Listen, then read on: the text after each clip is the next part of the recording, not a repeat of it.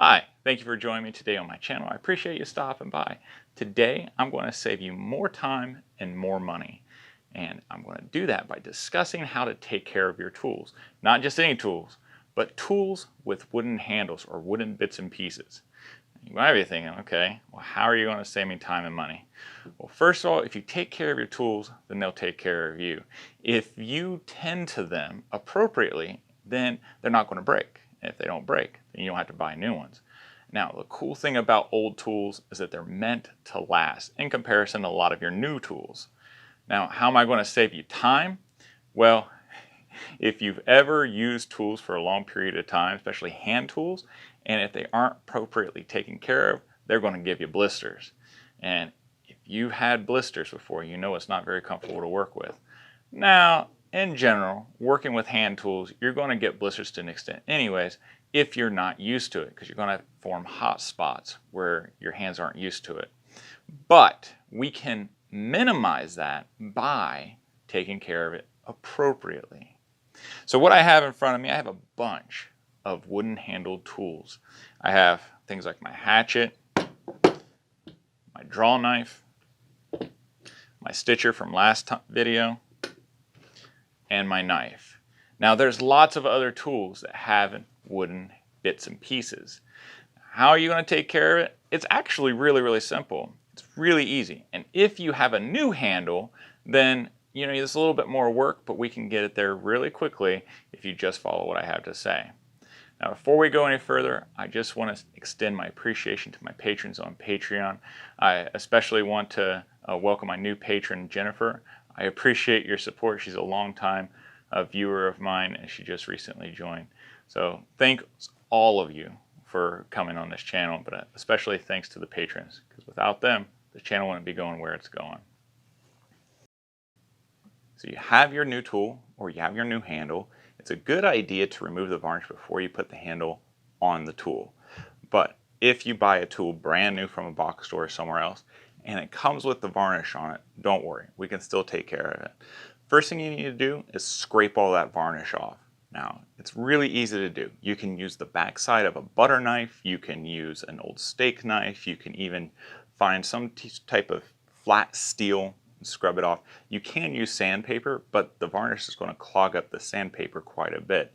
You may be able to use a rasp or a file, but then again, you're clogging the teeth of those tools as well. The easiest way for me, and the easiest way that I've found, and I think most people have found, is just to scrape it off using some type of sharp tool, whether it be a knife or backside of a steel or something else. And once you have the shine gone, take a little bit of 320 grit sandpaper and rub it up and down in the grain.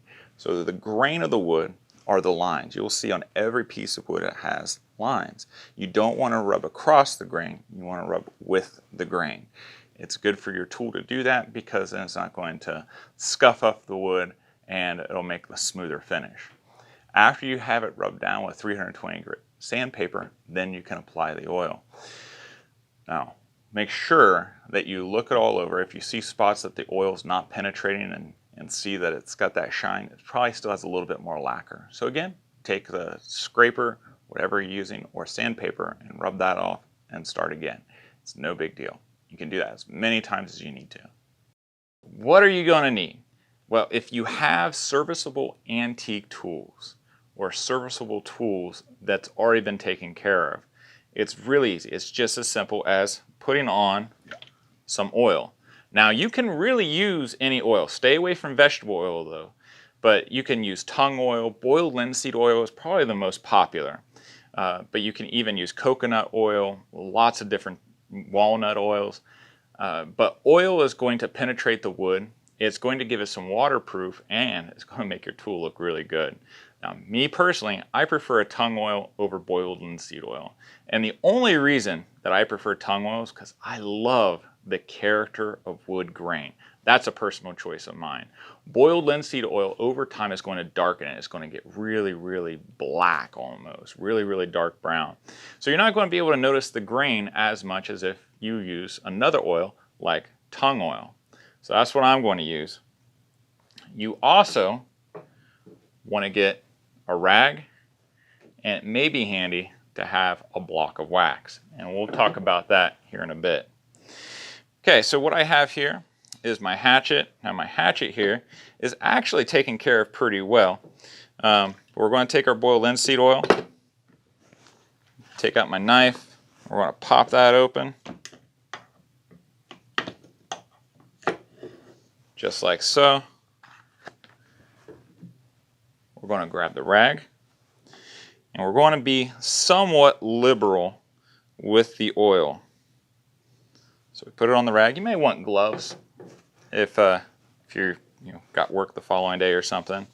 And with oils, you want to rub it in. So it takes a little bit of a labor of love, but if you build up oil and you keep up with it, it doesn't take that long at all. So at first, just go with the grain. Make sure to get the end parts here too.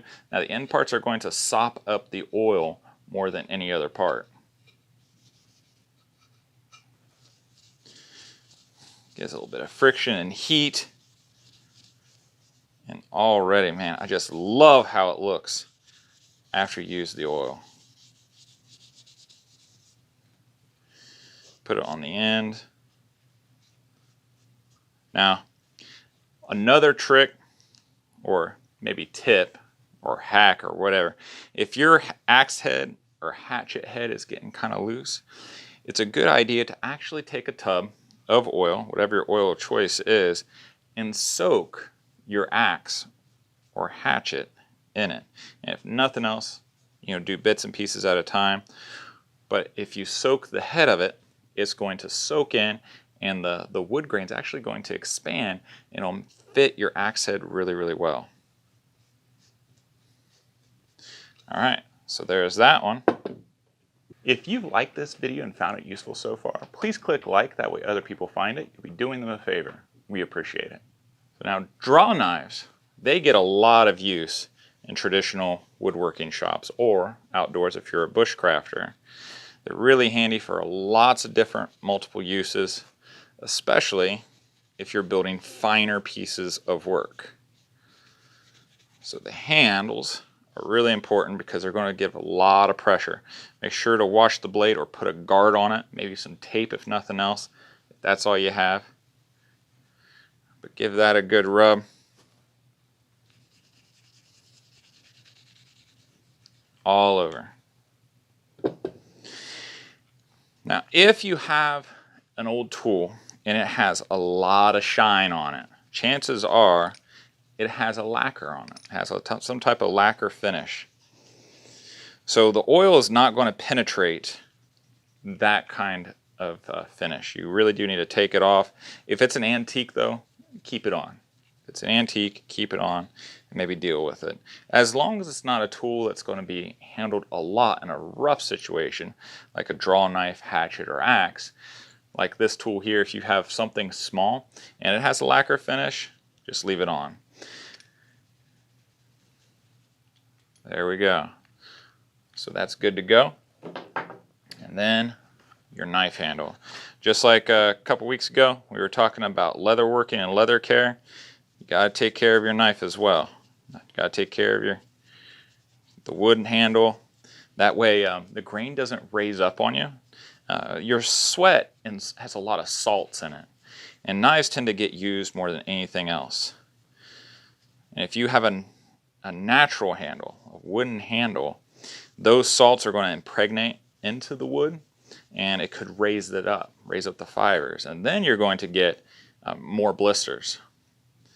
So if that's the case, if you have that kind of situation where your knife has some raised grain, just take some double aught or triple aught steel wool and rub your knife, take that off, and that'll smooth it right down for you. And then put your oil on.